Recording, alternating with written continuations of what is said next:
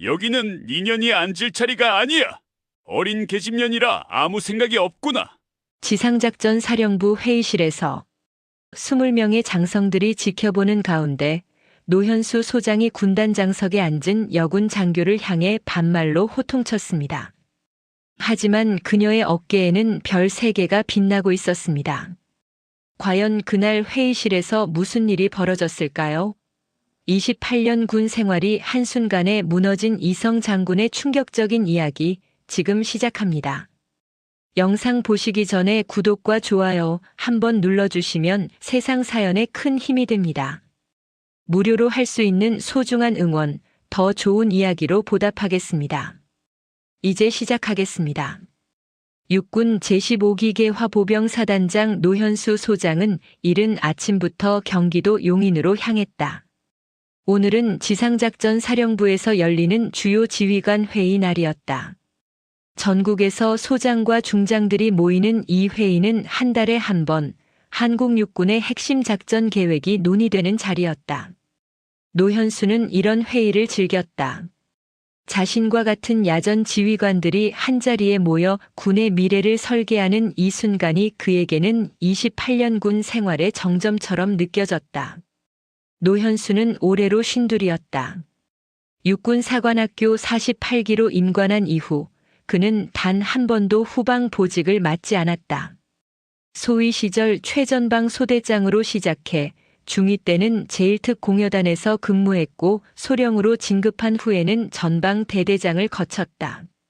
중령 연대장, 대령 여단장, 그리고 마침내 2년 전 소장으로 진급하며 기계화보병 사단장 자리에 올랐다. 그의 가슴에는 각종 훈장과 포장이 빛났고 부하들은 그를 강인하고 엄격한 지휘관으로 기억했다. 노현수에게 군대는 명확한 세계였다. 계급, 명령, 복종. 그리고 무엇보다 남성들이 지켜온 전통과 명예. 그는 여군을 무시하지는 않았다. 다만 여군은 후방에서 행정이나 의무, 정훈 같은 보직에 있어야 한다고 믿었다. 전투부대는 다르다. 총을 들고 참호를 파고 영하 20도의 혹한 속에서 경계 근무를 서는 곳. 그곳은 남자들의 영역이라고 그는 확신했다. 회의 시작 30분 전 노현수는 지상작전 사령부 본관 3층 대회의실에 도착했다. 이미 몇몇 장성들이 자리에 앉아 있었다.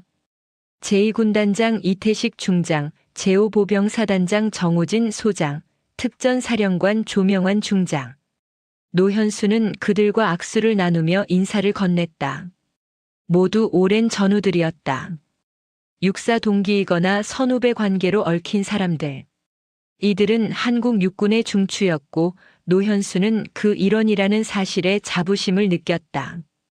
회의실은 자형 테이블로 배치되어 있었다. 상석에는 작전사령관이 앉고 양옆으로 군단장들과 사단장들이 자리했다. 노현수는 자신의 자리를 찾아 앉으며 회의 자료를 펼쳤다. 오늘의 안건은 동계작전 대비 부대 전비 태세 점검이었다. 11월 중순. 곧 본격적인 겨울이 시작될 것이고 최전방 부대들은 혹독한 추위와 싸워야 했다. 노현수가 자료를 훑어보는 동안 회의실 문이 열리며 몇몇 장성들이 더 들어왔다. 그는 고개를 들어 인사를 하려다가 이상한 장면을 목격했다.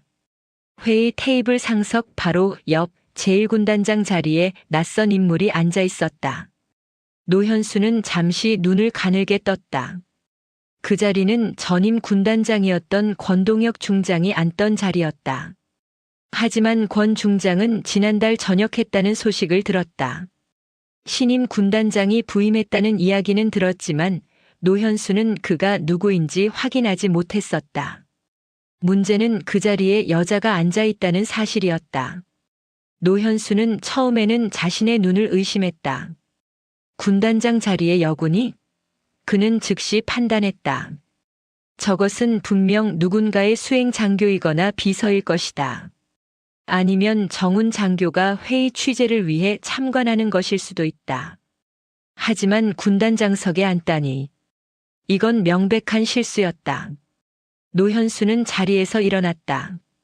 그는 천천히 그 여군 장교 쪽으로 걸어갔다.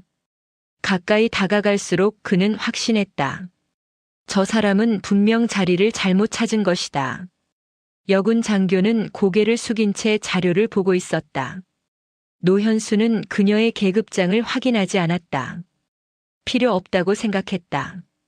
어차피 저 자리에 앉을 수 있는 여군은 없으니까. 저기요. 노현수가 낮고 권위적인 목소리로 말했다. 회의실에 있던 몇몇 장성들이 고개를 돌렸다. 여군 장교는 고개를 들지 않았다. 이곳은 내가 앉을 자리가 아니야. 군단장석이야. 당장 일어나. 순간 회의실 안의 공기가 변했다. 노현수 뒤쪽에 앉아있던 제2군단장 이태식 중장이 황급히 일어나며 손을 저었다. 하지만 노현수는 보지 못했다. 그는 여전히 그 여군 장교를 내려다보고 있었다. 군단장 자리가 어디인지 모르나? 수행 장교면 뒤쪽에 앉아야지. 여기는 별이 앉는 자리야. 그때였다. 여군 장교가 천천히 고개를 들었다. 노현수의 시선이 자연스럽게 그녀의 얼굴에서 어깨로 이동했다.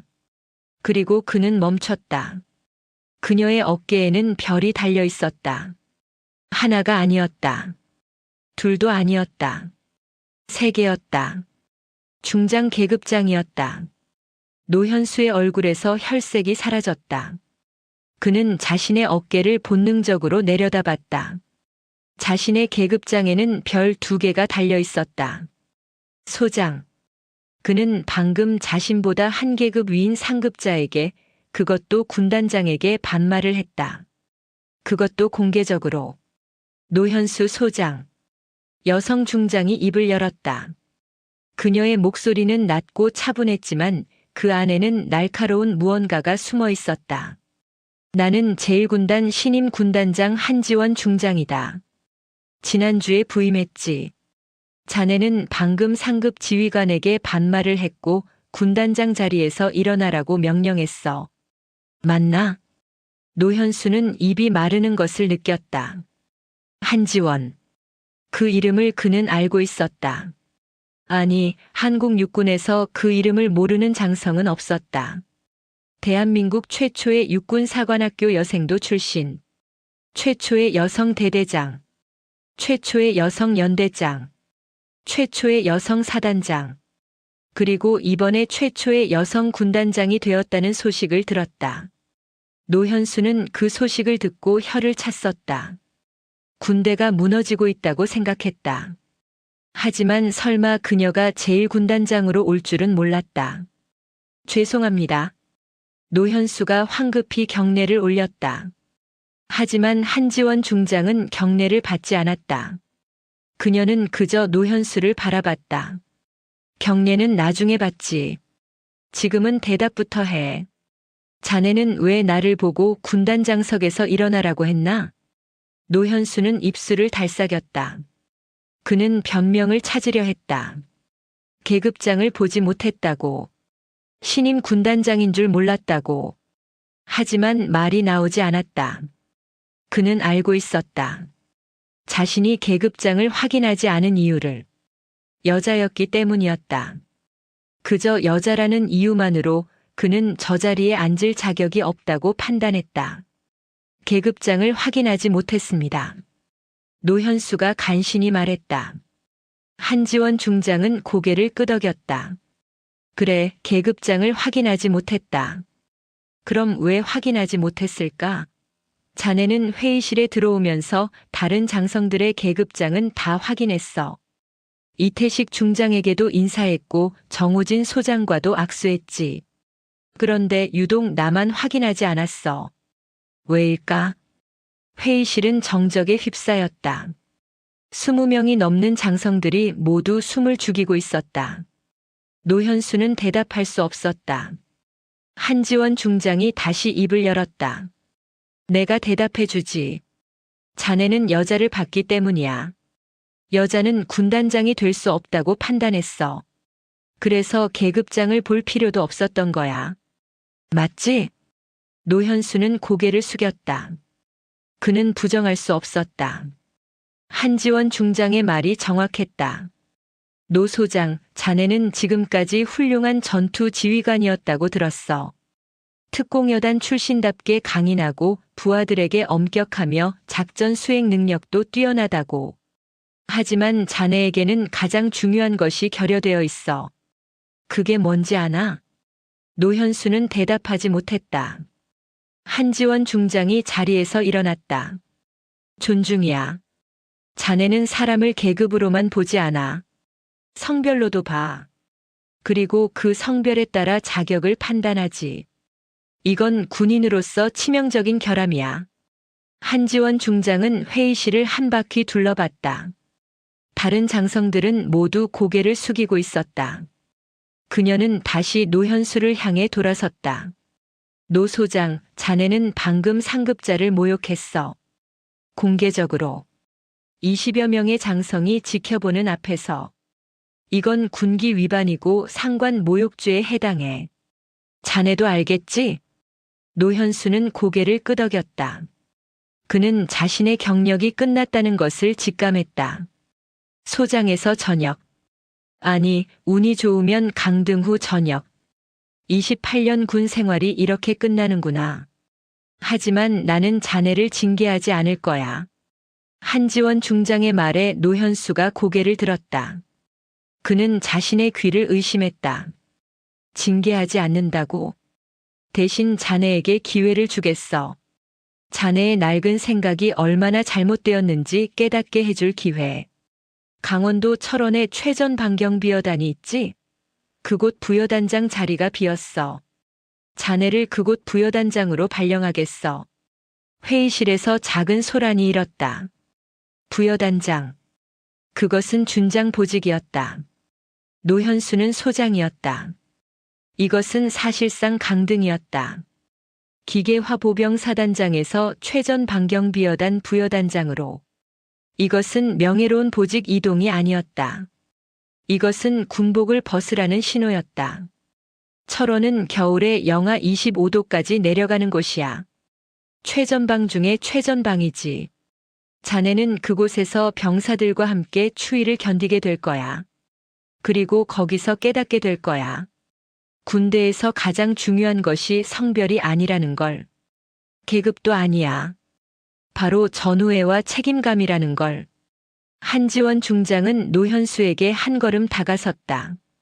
자네가 만약 그곳에서 진정한 지휘관이 무엇인지 깨닫는다면 나는 자네에게 다시 기회를 줄 거야. 하지만 만약 여전히 편견에 갇혀 있다면 자네는 그곳에서 전역하게 될 거야. 선택은 자네 몫이야. 노현수는 아무 말도 할 수 없었다. 한지원 중장은 다시 자리에 앉았다. 회의를 시작하지. 노 소장은 자리로 돌아가. 노현수는 비틀거리며 자신의 자리로 돌아갔다. 회의가 진행되는 동안 그는 한마디도 듣지 못했다. 그의 머릿속에는 오직 한 가지 생각만 맴돌았다. 자신의 28년 경력이 한순간에 무너졌다는 것. 그리고 이 모든 것이 자신의 편견 때문이라는 것. 회의가 끝나고 장성들이 하나둘 자리를 떠났다. 노현수는 마지막까지 남아 있었다. 한지원 중장이 그에게 다가왔다. 노 소장, 한 가지만 기억해. 나는 자네를 파괴하려는 게 아니야. 자네를 다시 세우려는 거야. 철원에서 자네가 무엇을 배우게 될지 기대하고 있겠어. 그녀는 그렇게 말하고 회의실을 나갔다. 노현수는 빈 회의실에 홀로 남았다. 그는 창밖을 바라봤다. 11월의 차가운 바람이 나뭇가지를 흔들고 있었다. 곧 겨울이 올 것이다. 그리고 그는 최전방 산골짜기에서 그 겨울을 맞이하게 될 것이다. 소장이 아닌 준장으로, 사단장이 아닌 부여단장으로. 노현수는 자신의 어깨를 내려다봤다. 별 2개가 빛나고 있었다. 하지만 곧 그것도 하나로 줄어들 것이다. 그는 처음으로 깨달았다. 별의 무게는 계급장의 무게가 아니라는 것을. 그것은 책임의 무게라는 것을. 그리고 자신은 그 무게를 감당하지 못했다는 것을. 노현수가 철원에 도착한 것은 11월 셋째 주 월요일 아침이었다. 서울에서 출발한 승용차는 국도를 따라 북동쪽으로 3시간을 달렸다. 도시의 풍경이 사라지고 산과 계곡이 나타났다. 길은 점점 좁아졌고 마침내 차는 해발 700m 고지에 자리한 최전 방경비어단 정문 앞에 멈췄다. 노현수는 차에서 내리며 차가운 바람을 맞았다. 11월인데도 이미 기온은 영하였다. 그는 본능적으로 외투깃을 세웠다. 정문을 지나 여단 본부 건물로 들어서자 여단장 서민철 준장이 나와 있었다. 서민철은 노현수보다 2기수 후배였다. 육사 50기. 노현수가 소령일 때 서민철은 대위였고 노현수가 대령 여단장일 때 서민철은 중령 대대장이었다. 그들은 같은 부대에서 근무한 적은 없었지만 군에서는 선후배 관계가 명확했다. 서민철은 노현수를 선배로 대우해야 했다. 하지만 지금은 상황이 달랐다. 서민철은 여단장이고 노현수는 부여단장이었다. 계급은 둘 다 준장으로 같았다. 하지만 보직이 달랐다. 어서 오십시오, 부여단장님. 서민철이 경례를 올리며 말했다. 노현수는 경례를 받으며 그의 표정을 살폈다. 서민철의 눈에는 미묘한 감정이 담겨 있었다. 동정? 아니면 우월감? 노현수는 알 수 없었다. 서민철은 분명 알고 있을 것이다. 노현수가 왜 이곳에 왔는지. 소장에서 준장으로 강등되어 사단장에서 부여단장으로 밀려난 이유를. 수고하네, 여단장. 노현수가 짧게 답했다. 서민철은 그를 여단장실로 안내했다. 복도를 걷는 동안 몇몇 참모들이 노현수를 흘끗 쳐다봤다. 소문은 이미 퍼진 모양이었다. 노현수는 시선을 외면하며 걸었다. 여단장실에서 간단한 브리핑이 있었다. 작전 참모 중령이 여단 작전 구역과 병력 배치를 설명했다. 최전 방경비여단은 총 병력 1,800명 규모로 동부전선 최북단 산악지역을 담당했다. 해발 1,100m가 넘는 고지들이 즐비했고 겨울에는 적설량이 2m를 넘는 곳도 있었다. 노현수는 지도를 보며 고개를 끄덕였다.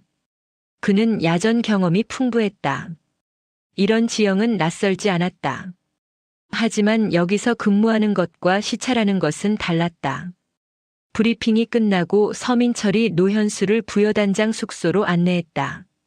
본부 건물에서 50m 떨어진 곳에 낡은 2층 건물이 있었다. 1980년대에 지어진 것으로 보이는 건물이었다.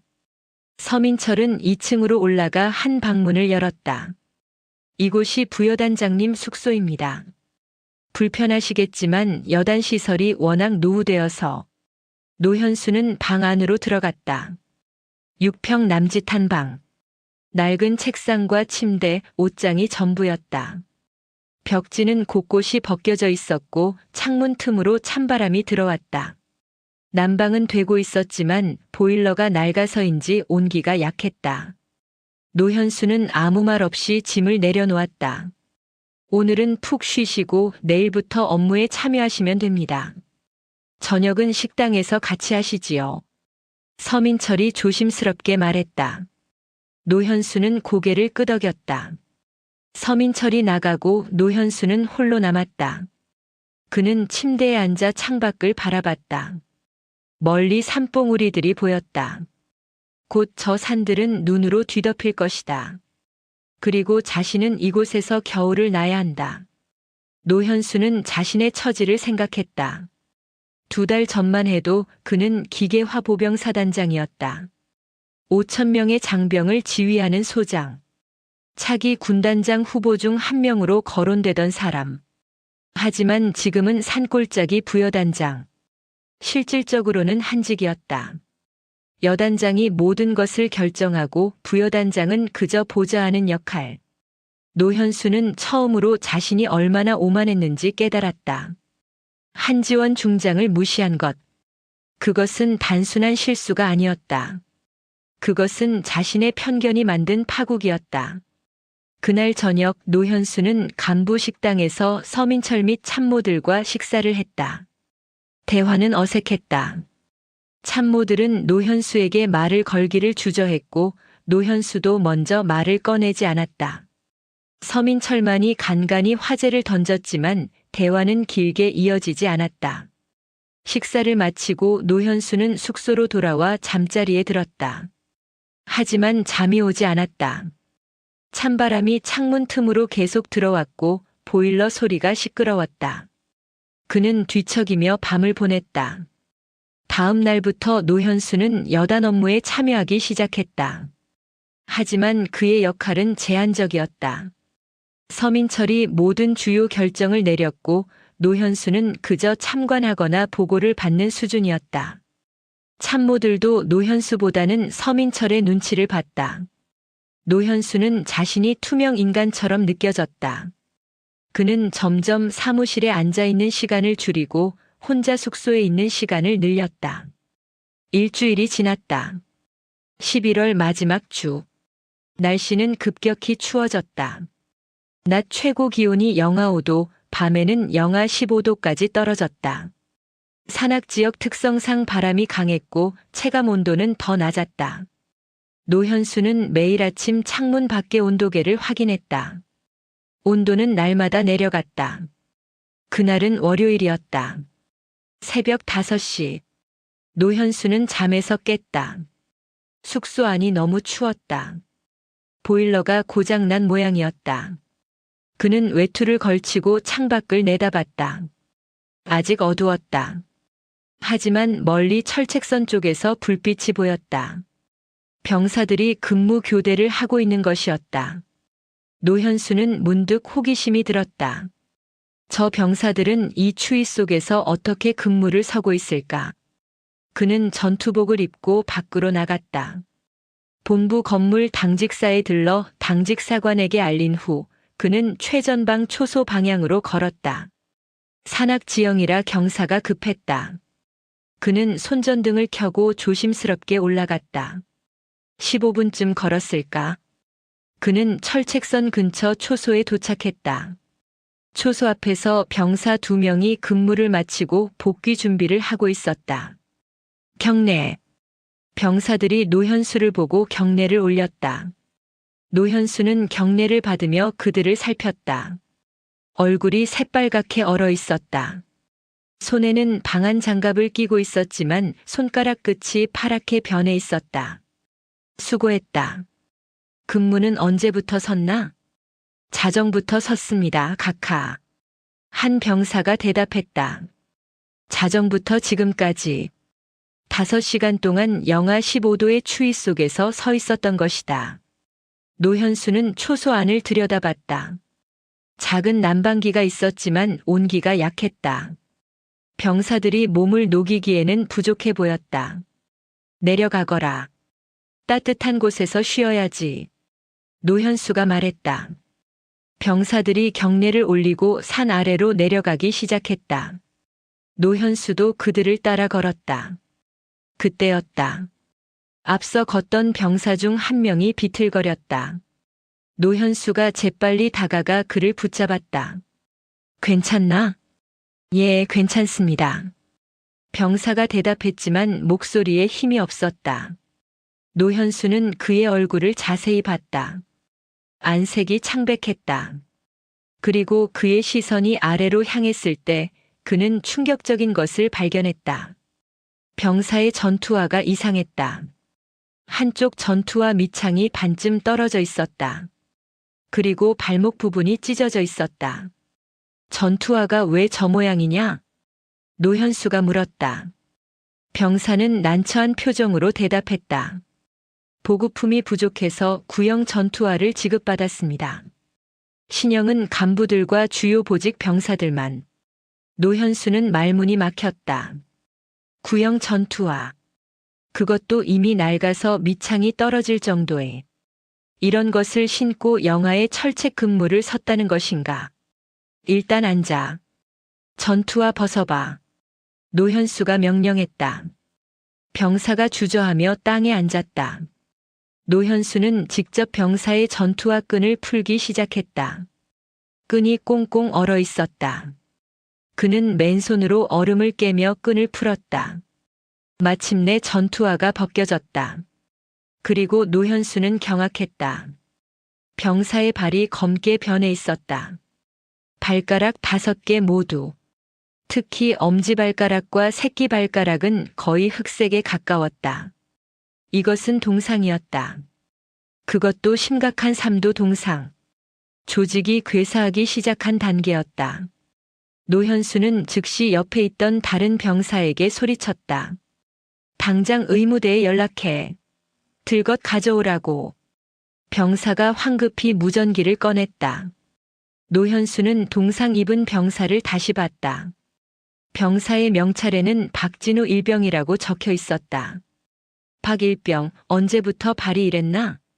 어제부터 감각이 없었습니다. 하지만 말하면 엄살로 오해받을까봐. 박진우 일병의 목소리는 떨리고 있었다. 노현수는 자신의 외투를 벗어 박진우의 어깨에 덮어주었다. 엄살이 아니야. 이건 생명이 걸린 문제야. 5분 후 의무병 2명이 들것을 들고 도착했다. 하지만 그들은 당황한 표정이었다. 부여단장님, 지금 의무대에 비상약품이 부족합니다. 동상치료제와 진통제가. 뭐? 노현수가 소리쳤다. 비상약품함에 있을 거 아닌가? 그것은 규정상 여단장님 허가가 있어야 개봉할 수 있습니다. 의무병이 조심스럽게 대답했다. 노현수는 믿을 수 없다는 표정을 지었다. 병사가 죽어가는데 허가? 규정? 지금 당장 의무대로 가자. 노현수는 박진우를 들것에 태우고 의무병들과 함께 산을 내려갔다. 의무대에 도착하자 그는 비상약품 캐비닛을 찾았다. 캐비닛에는 자물쇠가 채워져 있었다. 의무병이 다시 말했다. 부여단장님, 이것은 여단장님만 열 수 있습니다. 규정상. 노현수는 더 이상 참지 못했다. 그는 뒤로 물러서더니 전투화를 신은 발로 자물쇠를 힘껏 찼다. 1번, 2번, 3번. 3번째에 자물쇠가 부러지며 캐비닛 문이 열렸다. 의무병들이 놀라 뒤로 물러섰다. 사람이 죽어가는데 규정이 뭐가 중요한가? 당장 치료해. 노현수가 고함쳤다. 의무병들이 황급히 약품을 꺼내 박진우 일병을 치료하기 시작했다. 노현수는 그 모습을 지켜보며 주먹을 쥐었다. 손이 떨렸다. 분노 때문인지 아니면 추위 때문인지 알 수 없었다. 그때 의무대 문이 열리며 서민철 여단장이 들어왔다. 그는 부서진 캐비닛과 노현수를 번갈아 봤다. 부여단장님, 이게 무슨 일입니까? 무슨 일이냐고. 병사가 동상으로 발가락이 썩어가는데 약품함이 잠겨 있었소. 그래서 내가 열었소. 노현수가 차갑게 대답했다. 서민철의 얼굴이 굳었다. 규정을 위반하셨습니다. 비상약품함은 허가 없이 열 수 없습니다. 그럼 병사를 죽이란 말이오? 노현수의 목소리가 높아졌다. 서민철은 입술을 깨물었다. 이 일은 상급부대에 보고하겠습니다. 서민철이 그렇게 말하고 의무대를 나갔다. 노현수는 신경 쓰지 않았다. 그는 박진우 일병 곁으로 다가갔다. 의무병이 응급처치를 마친 상태였다. 일단 응급처치는 했습니다. 하지만 병원으로 후송해야 합니다. 조직 괴사가 진행 중입니다. 의무병이 보고했다. 노현수는 고개를 끄덕였다. 지금 당장 후송 차량 준비해. 예, 알겠습니다. 의무병이 나가고 노현수는 박진우 일병의 손을 잡았다. 박진우는 진통제 효과로 조금 진정된 상태였다. 박일병, 고향이 어디냐? 대구입니다, 각하. 부모님은? 어머니 혼자 계십니다. 노현수는 가슴이 먹먹해졌다. 박진우는 아마 20살쯤 되었을 것이다. 어머니 혼자 키운 아들. 군대에 보내고 얼마나 걱정했을까. 그런데 그 아들이 낡은 전투화 때문에 발가락을 잃게 생겼다. 걱정 마. 내가 책임지겠다. 노현수가 말했다. 박진우가 고개를 끄덕였다. 후송 차량이 준비되고 박진우는 인근 군병원으로 이송되었다. 노현수는 의무대에 혼자 남아 부서진 캐비닛을 바라봤다. 그는 지난 28년간 자신이 얼마나 많은 것을 놓치고 살았는지 깨달았다. 효율, 규정, 절차. 그것들이 중요하다고 믿었다. 하지만 지금 그는 알았다. 가장 중요한 것은 사람이라는 것을. 자신의 부하, 자신의 병사들이라는 것을. 노현수는 창밖을 봤다. 동이 트고 있었다. 새로운 하루가 시작되고 있었다. 그리고 그에게도 새로운 시작이 필요했다. 박진우 일병이 후송된 다음 날 노현수는 여단 군수참모 김재훈 중령을 불렀다.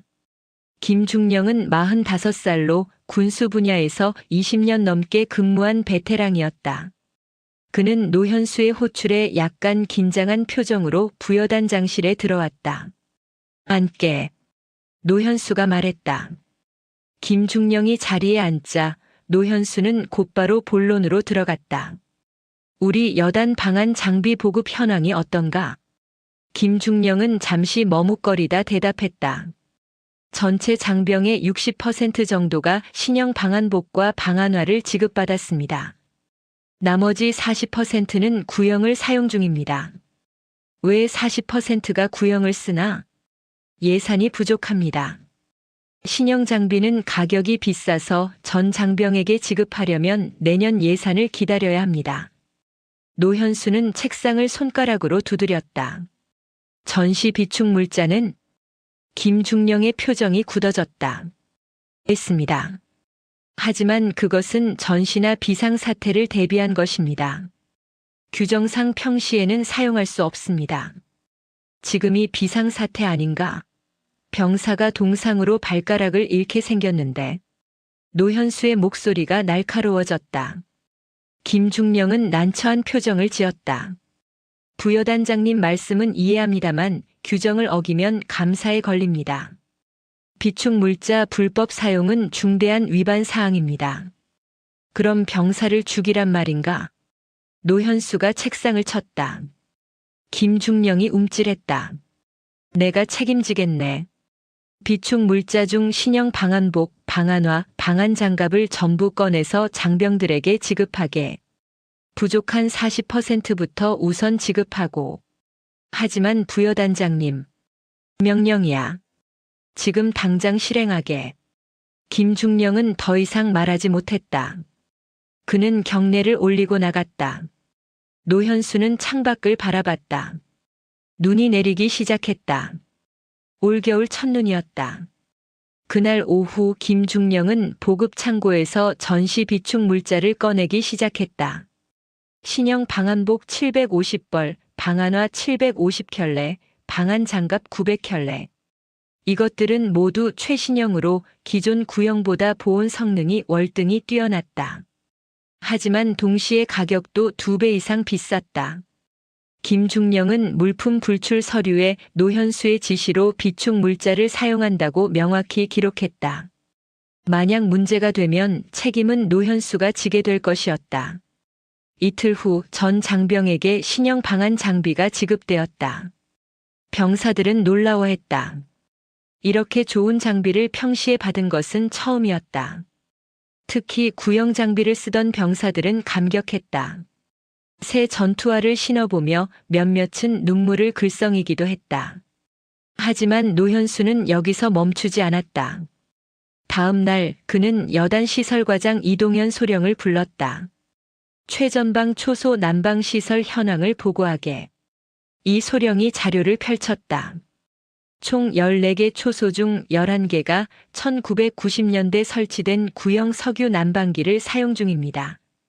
나머지 3개는 2010년에 교체한 전기 온열기를 사용합니다. 구형 난방기 효율은 떨어집니다. 온도 유지가 어렵고 고장도 잦습니다. 특히 영하 20도 이하로 내려가면 거의 무용지물입니다. 노현수는 고개를 끄덕였다.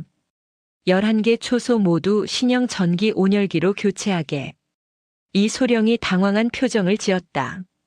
예산이 없습니다, 부여단장님. 온열기 한 대가 200만 원인데 11대면 2,200만 원입니다. 올해 시설 예산은 이미 다 소진했습니다. 내 개인 돈으로 사겠네. 노현수가 말했다. 이소령이 눈이 커졌다. 개인 돈으로요? 그렇네. 내 월급과 판공비 전액을 여기 쓰겠네. 부족하면 저축한 돈도 쓰고. 어차피 나 혼자 쓸 돈도 없으니. 이소령은 믿을 수 없다는 표정이었다. 준장의 월급은 세후 400만 원 정도였다. 판공비까지 합치면 월 600만 원가량. 거기에 저축까지 사용한다면 가능한 금액이었다. 하지만 부여단장이 자기 돈으로 부대 시설을 개선하다니. 이런 일은 들어본 적이 없었다. 지금 당장 업체에 견적받고 발주하게. 일주일 안에 설치 완료해야 하네. 노현수의 명령에 이소령은 경례를 올렸다. 알겠습니다. 소문은 빠르게 퍼졌다.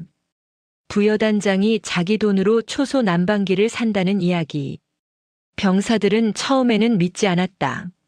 하지만 며칠 후 실제로 업체 직원들이 와서 초소마다 신형 온열기를 설치하기 시작하자 모두가 알게 되었다.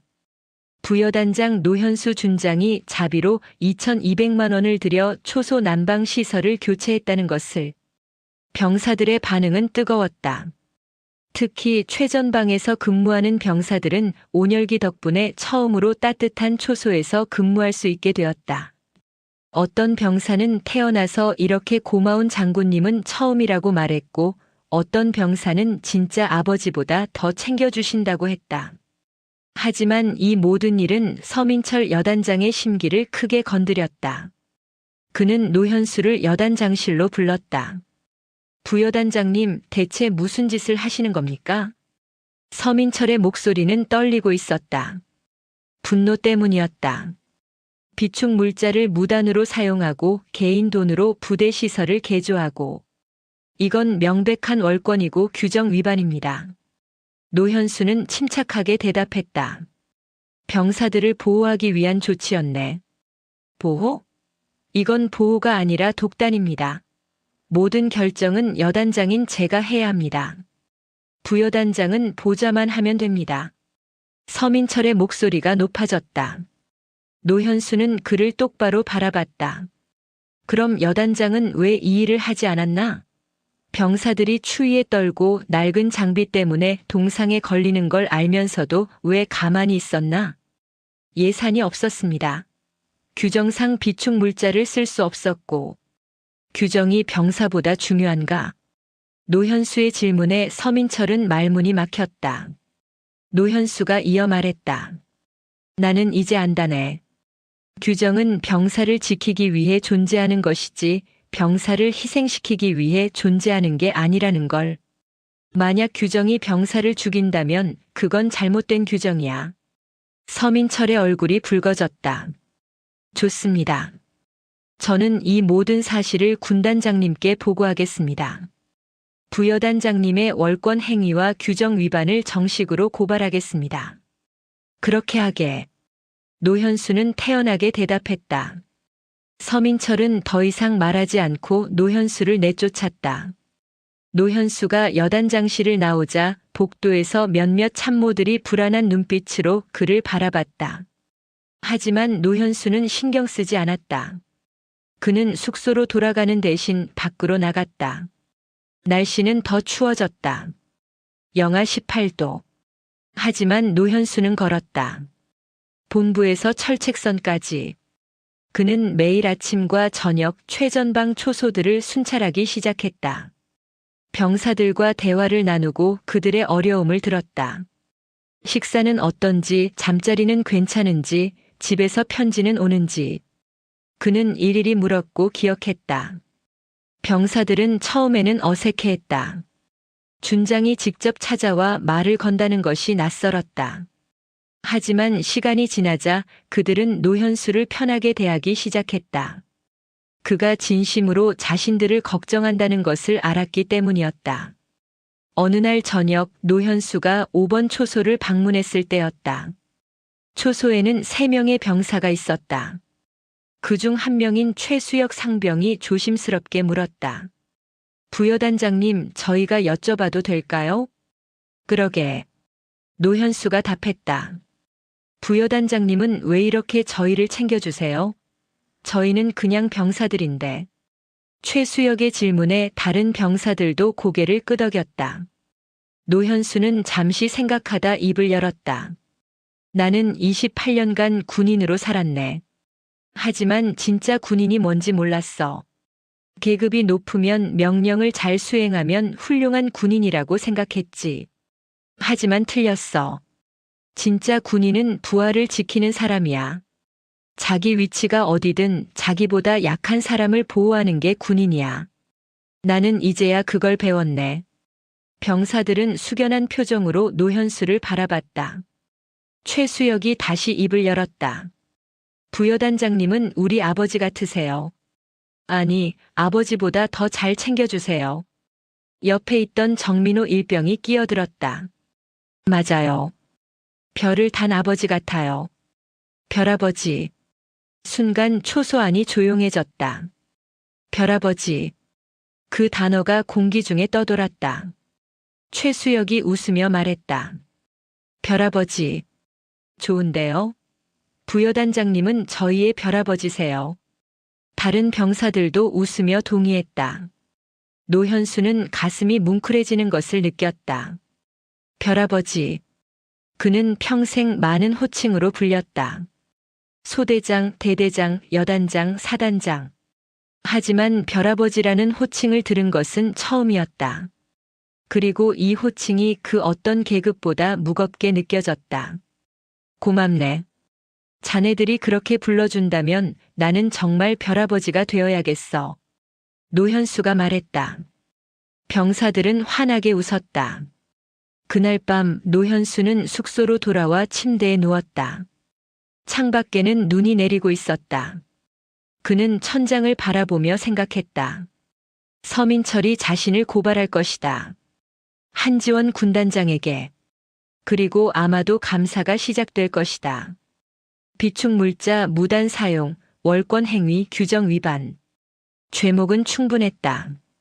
최악의 경우 징계를 받고 전역할 수도 있었다. 하지만 노현수는 후회하지 않았다. 그는 처음으로 옳은 일을 했다고 확신했다. 병사들의 얼굴이 떠올랐다. 따뜻한 초소에서 웃는 그들. 새 전투화를 신고 근무를 서는 그들. 그리고 자신을 별아버지라고 부르는 그들. 노현수는 미소 지었다. 설령 군복을 벗게 되더라도 이것만은 확실했다. 자신은 이제 진짜 군인이 되었다는 것. 그리고 그것으로 충분했다. 서민철 여단장이 군단장에게 보고서를 올린 지 일주일이 지났다. 노현수는 매일 아침 눈을 뜰 때마다 오늘 징계 통보가 올까 긴장했다. 하지만 아무 소식이 없었다. 그는 여전히 매일 철책선을 순찰했고 병사들과 대화를 나눴다. 어떤 병사들은 이제 그를 보면 먼저 인사를 건넸고 별아버지라는 별명은 여단 전체에 퍼졌다. 12월 첫째 주 목요일 오전. 노현수는 평소처럼 3번 초소를 방문하고 돌아오는 길이었다. 본부 건물에 가까워지자 이상한 분위기가 감지되었다. 병사들이 분주하게 움직이고 있었고 참모들이 급히 뛰어다녔다. 노현수는 지나가던 작전과 신태준 대위를 불러 세웠다. 무슨 일인가? 신 대위가 숨을 헐떡이며 대답했다. 군단장님께서 불시 순시를 나오셨습니다. 30분 후 도착 예정입니다. 노현수의 심장이 빠르게 뛰었다. 한지원 중장. 그녀가 직접 온다는 것은 심상치 않았다. 아마도 서민철의 보고서를 받고 현장 확인을 위해 오는 것일 터였다. 여단장님은 지금 회의실에서 브리핑 자료 점검 중입니다. 노현수는 고개를 끄덕이고 본부 건물로 들어갔다. 복도는 긴장감으로 가득했다. 참모들이 서류를 들고 오가며 회의실을 정돈하고 있었다. 노현수는 자신의 집무실로 가서 전투복을 가다듬었다. 그리고 기다렸다. 30분 후 여단 정문 앞에 검은색 승용차 2대가 도착했다. 첫 번째 차에서 한지원 중장이 내렸다. 그녀는 짙은 녹색 동계 전투복을 입고 있었고 어깨에는 3개의 별이 빛났다. 서민철 여단장이 황급히 나가 경례를 올렸다. 최전 방경비 여단장 서민철 준장, 군단장님을 영접합니다. 한지원 중장이 경례를 받으며 주위를 둘러봤다. 수고하네. 불시순시라 준비할 시간을 주지 못했어. 아닙니다. 언제든 준비되어 있습니다. 서민철이 긴장한 목소리로 대답했다. 한지원은 고개를 끄덕이며 본부 건물로 걸어갔다. 서민철이 앞장서서 안내했다. 노현수는 복도에서 그들을 기다렸다가 한지원이 나타나자 경례를 올렸다. 부여단장 노현수 준장입니다. 한지원이 그를 보며 잠시 멈췄다. 두 사람의 눈이 마주쳤다. 한지원의 눈에는 평가하는 듯한 빛이 있었다. 노현수는 시선을 피하지 않고 그녀를 똑바로 바라봤다. 노 부여단장, 잘 지내고 있나? 예, 군단장님. 나중에 따로 이야기를 나누지. 먼저 여단장의 브리핑을 듣겠네. 한지원이 회의실로 들어갔다. 서민철이 그녀를 상석으로 안내하고 참모들이 양옆에 자리했다. 노현수도 한쪽 끝자리에 앉았다. 서민철이 앞에 서서 브리핑을 시작했다. 존경하는 군단장님, 최전 방경비여단의 동계 작전 준비 태세에 대해 보고드리겠습니다. 서민철은 완벽하게 준비한 자료를 펼쳤다. 파워포인트 슬라이드가 스크린에 나타났다. 부대 배치, 전투 준비 태세, 보급 현황, 교육 훈련 실적. 모든 수치는 완벽했다. 표와 그래프는 아름답게 정리되어 있었다. 서민철의 목소리는 자신감으로 가득했다. 현재 우리 여단은 동계 작전에 만전을 기하고 있으며 모든 지표가 우수 수준입니다. 특히 방한 장비 보급률은 100%를 달성했으며 한지원 중장이 손을 들어 서민철을 멈췄다. 여단장, 서류는 나중에 봐도 되네. 나는 현장이 보고 싶어. 최전방 초소로 안내해주게. 서민철의 얼굴이 굳었다. 지금 당장 말입니까? 날씨가 매우 춥고 길도 험합니다. 그래서 보는 거야. 병사들이 그 추운 곳에서 어떻게 근무하는지. 한지원의 목소리는 단호했다. 서민철은 더 이상 반대할 수 없었다. 알겠습니다. 준비하겠습니다. 그때 노현수가 자리에서 일어났다. 군단장님, 제가 안내하겠습니다. 서민철이 노현수를 노려봤다. 하지만 한지원은 고개를 끄덕였다. 그러지. 노 부여단장이 안내하게. 노현수는 한지원을 회의실 밖으로 안내했다. 서민철도 따라 나왔지만 한지원이 그를 제지했다. 여단장은 여기서 대기하게. 부여단장과 단둘이 가겠네. 서민철은 할 말을 잃었다. 그는 경례를 올리고 제자리에 서 있을 수밖에 없었다. 노현수와 한지원은 본부 건물을 나와 최전방 초소로 향했다. 기온은 영하 20도. 바람이 강하게 불었다. 두 사람은 말없이 산을 올랐다. 15분쯤 걸었을까? 노현수가 먼저 입을 열었다. 군단장님, 제가 규정을 어긴 것은 사실입니다. 비축 물자를 무단으로 사용했고 개인 돈으로 부대 시설을 고쳤습니다. 모든 책임은 저에게 있습니다. 한지원은 대답하지 않고 계속 걸었다. 노현수가 이어 말했다. 하지만 후회하지 않습니다. 병사 한 명이 동상으로 발가락을 잃을 뻔했습니다. 낡은 전투화 때문에. 저는 그걸 보고 깨달았습니다. 규정보다 중요한 게 사람이라는 것을. 한지원이 걸음을 멈추고 노현수를 돌아봤다. 그 병사 지금은 어떤가? 군병원에서 치료받고 회복 중입니다. 다행히 발가락은 살렸습니다. 한지원은 고개를 끄덕이고 다시 걸었다. 얼마 후 그들은 5번 초소에 도착했다. 초소 안에는 3명의 병사가 있었다. 그중 한 명이 노현수를 보고 환하게 웃었다. 별아버지님. 병사가 반가워하며 인사했다가 한지원의 계급장을 보고 놀라며 경례를 올렸다. 한지원이 경례를 받으며 물었다. 별아버지. 최수역 상병이 당황하며 대답했다. 죄송합니다. 부여단장님을 그렇게 부릅니다. 저희가 붙인 별명입니다. 한지원이 흥미로운 표정을 지었다. 왜 그렇게 부르나? 부여단장님이 저희를 진짜 아버지처럼 챙겨주셔서입니다. 방한복도 새로 지급해 주시고 초소 난방기도 다 바꿔주셨습니다. 자기 돈으로. 한지원은 초소 안을 둘러봤다. 신형 전기 온열기가 따뜻한 열을 내뿜고 있었다. 병사들은 새 방한복을 입고 있었고 발에는 신형 방한화가 신겨져 있었다. 초소는 깨끗하고 따뜻했다. 초소 근무는 힘들지 않나? 한지원이 물었다. 예전에는 힘들었습니다. 추워서 잠도 못 잤고 발도 많이 시렸습니다. 하지만 지금은 괜찮습니다. 부여단장님이 오신 후로 많이 좋아졌습니다. 한지원은 병사들을 한 명씩 바라봤다. 자네들의 부여단장은 어떤 사람인가? 최수역이 잠시 생각하다 대답했다. 좋은 분입니다. 계급장을 보고 대하는 게 아니라 저희를 사람으로 대해주십니다. 매일 초소를 돌아다니시며 저희 안부를 물어보시고 불편한 것 없는지 확인하십니다. 옆에 있던 정민호 일병이 끼어들었다. 맞습니다.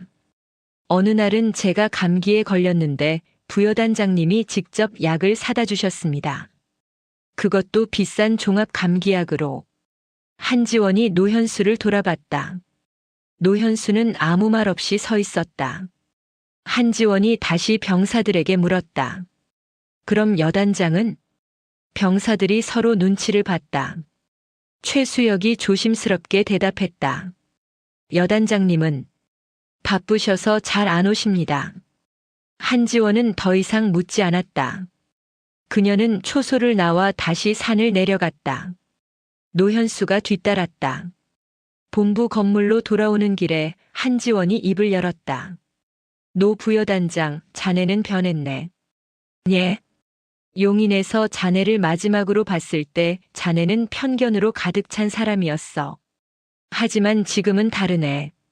자네는 이제 진짜 지휘관이 되었어. 노현수는 대답하지 못했다. 한지원이 이어 말했다. 하지만 자네가 규정을 어긴 것은 사실이야. 육군본부 감찰실에서 이미 조사를 시작했어. 비축물자 무단 사용, 월권 행위. 자네는 징계를 받을 수도 있네. 노현수는 고개를 숙였다. 감수하겠습니다.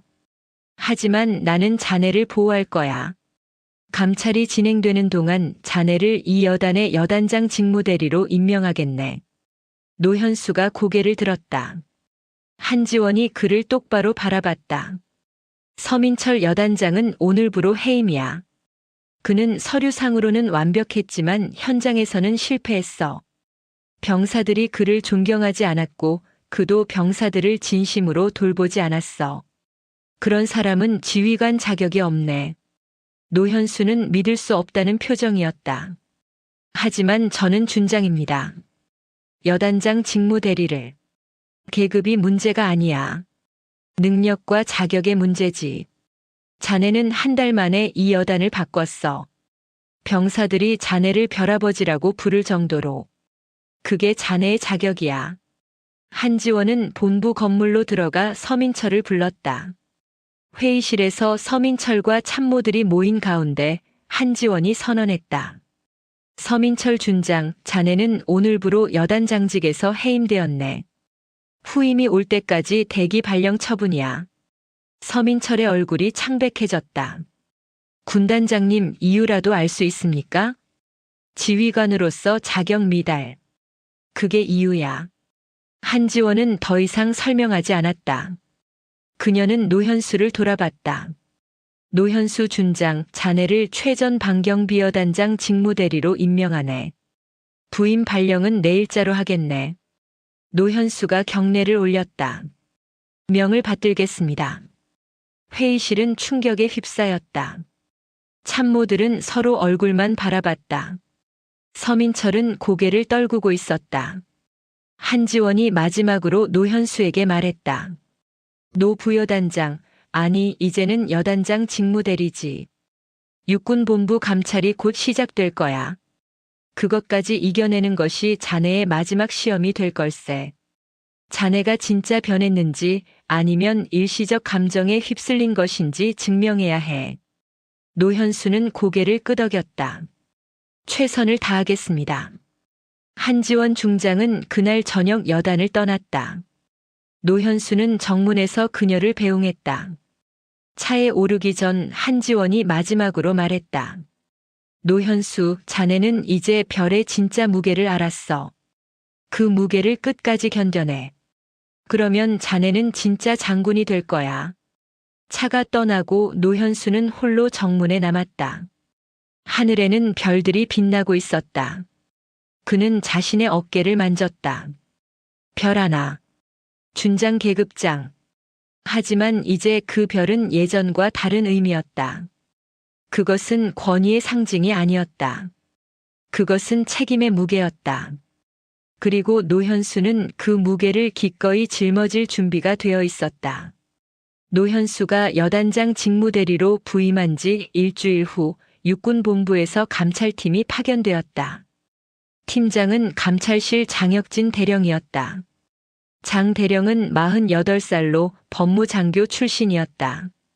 그는 20년 넘게 군 감사와 감찰 업무를 담당해온 전문가였다. 엄격하고 원칙적인 것으로 유명했다. 그가 맡은 사건 중 무혐의로 끝난 경우는 거의 없었다. 장혁진 대령과 감찰관 3명이 여단에 도착한 것은 12월 둘째 주 월요일 아침이었다. 노현수는 정문에서 그들을 맞이했다. 장 대령은 무표정한 얼굴로 경례를 받았다. 노현수 준장, 육군본부 감찰실 장혁진 대령입니다. 앞으로 일주일간 귀 부대에서 감찰 업무를 수행하겠습니다. 알겠습니다. 협조하겠습니다. 노현수가 답했다. 장 대령은 고개를 끄덕이고 본부 건물로 들어갔다. 감찰팀에게 별도의 사무실이 제공되었고 그들은 즉시 업무에 착수했다. 첫날 장혁진 대령은 모든 관련 서류를 요청했다. 비축 물자 불출 기록, 예산 집행 내역, 시설 공사 계약서, 개인 계좌 이체 기록. 노현수는 모든 자료를 투명하게 제공했다. 숨길 것이 없었다. 그는 실제로 규정을 어겼고 그것을 부정할 생각도 없었다. 둘째 날 장 대령은 관련자들을 소환해 조사하기 시작했다. 첫 번째로 군수참모 김재훈 중령이 불려갔다. 김 중령은 2시간 동안 조사를 받았다. 그가 나왔을 때 얼굴은 창백했다. 어땠나? 노현수가 물었다. 김 중령이 조심스럽게 대답했다. 모든 것을 솔직히 말했습니다. 부여단장님께서 비축 물자 사용을 명령했고 저는 규정 위반임을 경고했지만 부여단장님이 책임지겠다고 하셔서 실행했다고. 노현수는 고개를 끄덕였다. 잘했네. 사실대로 말하는 게 맞아. 시설과장 이동현 소령도 조사를 받았다. 그 역시 개인 돈으로 온열기를 구입한 과정을 상세히 진술했다. 장 대령은 노현수의 계좌 이체 기록까지 확인했다. 2,200만 원이 실제로 시설업체로 송금된 것이 확인되었다. 셋째 날 장혁진 대령은 병사들을 조사하기 시작했다. 그는 무작위로 병사 10명을 선발해 개별 면담을 진행했다. 첫 번째로 불려간 사람은 최수혁 상병이었다. 최수혁은 긴장한 표정으로 감찰실에 들어갔다. 장 대령이 그에게 앉으라고 손짓했다. 최수혁 상병, 긴장하지 말게. 사실대로만 답하면 돼. 노현수 부여단장, 아니 여단장 직무대리가 자네들에게 어떻게 대했나? 최수혁은 잠시 생각하다 대답했다. 좋았습니다. 구체적으로 말해보게. 처음 부임하셨을 때는 조용히 계셨습니다. 하지만 박진우 일병이 동상 사고를 당한 후부터 달라지셨습니다. 매일 초소를 돌아다니시며 저희 상태를 확인하셨고 방한 장비도 새로 지급해 주셨습니다. 장 대령이 기록하며 물었다. 새 방한 장비는 어디서 나온 건가? 비축 물자에서 나왔다고 들었습니다. 원래는 쓸 수 없는 것인데 여단장 직무대리님이 책임지고 꺼내셨다고. 그게 규정 위반인 줄 알고 있었나? 예, 알고 있었습니다. 그럼에도 받았나? 최수혁이 고개를 끄덕였다. 저희는 추웠습니다. 구형 방한복은 너무 얇아서 근무서기 힘들었습니다. 새 장비를 받고 처음으로 따뜻하게 근무할 수 있었습니다. 장 대령은 표정 변화 없이 계속 질문했다. 초소 온열기는 여단장 직무대리님이 개인 돈으로 사주셨습니다. 저희도 처음에는 믿지 못했습니다. 하지만 나중에 안 사실입니다. 왜 그렇게까지 했을까? 최수혁이 잠시 침묵하다 조심스럽게 말했다. 저희를 사람으로 대해주셔서입니다. 계급이나 직책으로 보지 않고 한 사람 한 사람으로. 장 대령은 메모를 마치고 최수혁을 내보냈다. 이어서 다른 병사들도 차례로 조사를 받았다. 박진우 일병은 군병원에서 회복 중이었기에 장 대령이 직접 병원을 방문해 면담했다. 박진우는 동상으로 인한 치료를 받고 있었지만 다행히 발가락은 모두 보존할 수 있었다. 박진우 일병, 자네가 동상을 입었을 때 누가 처음 발견했나? 여단장 직무대리님입니다. 당시에는 부여단장님이셨습니다. 그분이 어떻게 했나? 박진우의 눈에 눈물이 맺혔다. 제 전투화를 직접 벗겨주셨습니다. 맨손으로 얼어붙은 끈을 풀어주시고 자기 외투를 덮어주셨습니다. 그리고 의무대로 데려가셨는데 약품함이 잠겨있자 발로 차서 부수셨습니다. 규정 위반인 줄 알면서도? 네. 하지만 그때 저는 생각했습니다. 저를 낳아준 아버지와 여기서 계신 별아버지, 제게 아버지는 둘이라고. 장 대령은 펜을 멈췄다. 그는 박진우를 바라봤다. 박진우는 진심 어린 눈으로 그를 마주봤다. 장 대령은 더 이상 질문하지 않았다. 나흘째 되는 날 장혁진 대령은 노현수를 정식으로 소환했다. 노현수는 감찰실에 들어가 그의 맞은편에 앉았다. 노현수 준장, 조사 결과 자네의 규정 위반 사실이 명확히 확인되었네. 비축 물자 무단 사용, 월권 행위, 예산 외 지출. 이 모든 것을 인정하나? 인정합니다. 노현수가 분명하게 대답했다. 변명은? 없습니다. 제가 한 일입니다. 장 대령은 노현수를 오래 바라봤다. 자네는 왜 그랬나? 규정을 어기면 징계받는다는 걸 알았을 텐데. 노현수가 천천히 입을 열었다. 28년 군 생활을 하면서 저는 규정을 지키는 것이 가장 중요하다고 믿었습니다. 하지만 틀렸습니다. 가장 중요한 것은 사람입니다. 병사 한 명이 동상으로 발가락을 잃을 뻔한 것을 보고 깨달았습니다. 규정은 병사를 지키기 위해 존재하는 것이지 병사를 죽이기 위해 존재하는 게 아니라는 것을. 장 대령이 물었다. 만약 다시 같은 상황이 온다면? 똑같이 할 것입니다. 노현수의 대답에 장 대령은 고개를 끄덕였다. 그는 서류를 정리하며 말했다. 조사는 끝났네. 보고서를 작성해 본부에 제출하겠네. 노현수가 경례를 올리고 나갔다. 장혁진 대령은 홀로 남아 깊은 생각에 잠겼다. 그는 20년간 수많은 위반 사례를 조사했다. 대부분은 사익을 위한 것이었다. 뇌물, 횡령, 직권 남용. 하지만 노현수의 경우는 달랐다. 그는 단 한 푼도 개인적 이익을 취하지 않았다. 오히려 자기 돈을 쏟아부었다. 병사들을 위해.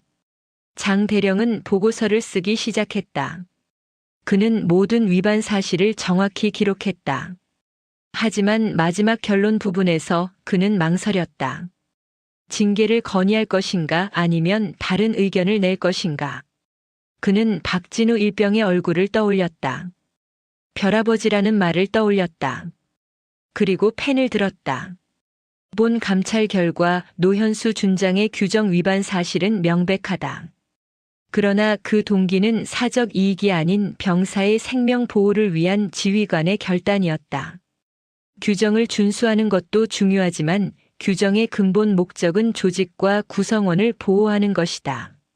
노 준장의 행위는 형식적으로는 위반이나 본질적으로는 지휘관의 책무를 다한 것으로 판단된다. 따라서 징계보다는 규정 개선을 건의하며 노 준장의 사례를 전군의 모범 사례로 공유할 것을 제안한다. 장혁진 대령은 보고서를 봉인하고 육군본부로 발송했다. 일주일 후 육군본부에서 결정이 내려왔다. 노현수에 대한 징계 없음. 대신 군 복무 규정 중 비상 상황 시 비축 물자 사용 기준을 완화하는 개정안이 통과되었다. 노현수의 사례는 전군에 통보되었고 많은 부대에서 벤치마킹하기 시작했다. 하지만 더 큰 소식이 기다리고 있었다. 12월 말 한지원 군단장이 직접 여단을 방문했다. 그녀는 노현수를 따로 불렀다. 노 준장, 자네를 대전 육군 군수사령부 부사령관으로 전보 발령하겠네. 노현수는 놀랐다. 군수사령부요? 저는 보병 출신입니다. 알아. 그래서 더 적임자야. 자네는 현장을 알아. 병사들이 진짜 필요한 게 뭔지 알지. 군수사령부에는 그런 사람이 필요해. 한지원이 이어 말했다. 자네의 임무는 대한민국 50만 장병의 보급 시스템을 혁신하는 거야. 방한 장비뿐만 아니라 모든 보급품의 질을 높이고 현장 중심으로 시스템을 바꾸는 것. 할 수 있겠나?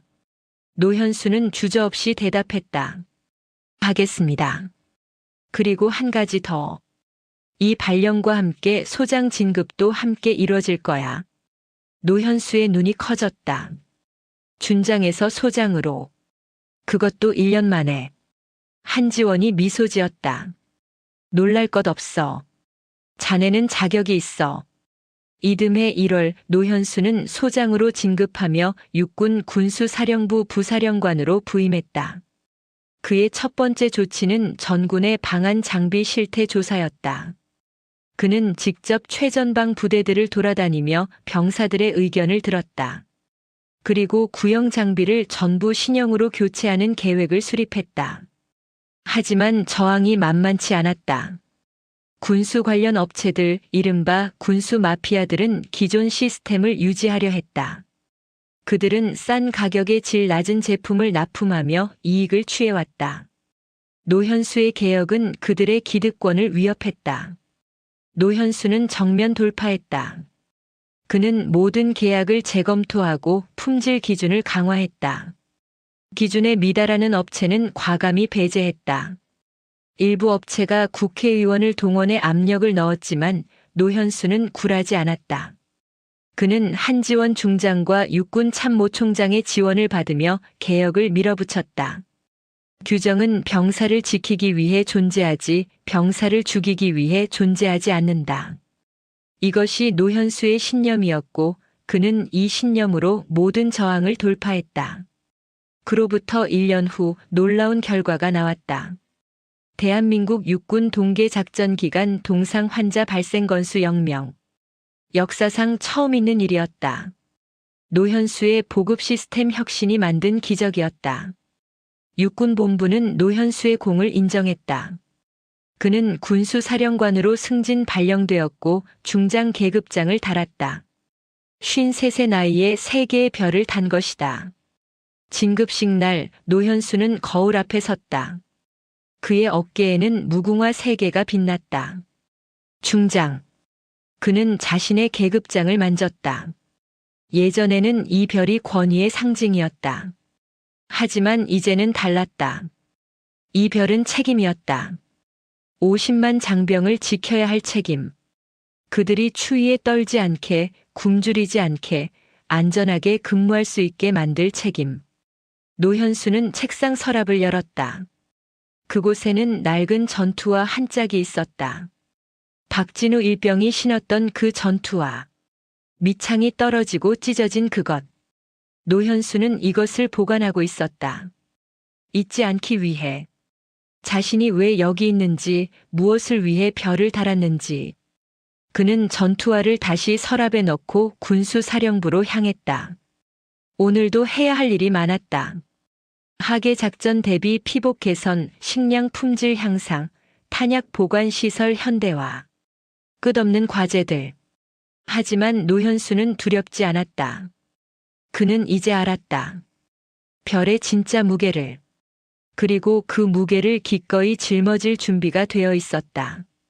오늘 이야기 어떠셨나요? 노현수 소장은 편견 때문에 모든 것을 잃을 뻔했지만 진정한 리더십이 무엇인지 깨달았습니다. 별의 무게는 권위가 아니라 책임이었고 규정보다 중요한 것은 사람이었습니다. 여러분도 혹시 겉모습만 보고 누군가를 판단하고 있지는 않나요? 진정한 리더는 지위가 아니라 마음으로 만들어집니다. 오늘도 좋은 하루 보내시고 다음 이야기에서 또 만나요. 영상이 재미있으셨다면 구독과 좋아요, 댓글까지 부탁드리고 오늘도 건강하고 행복한 하루 되시길 바랍니다.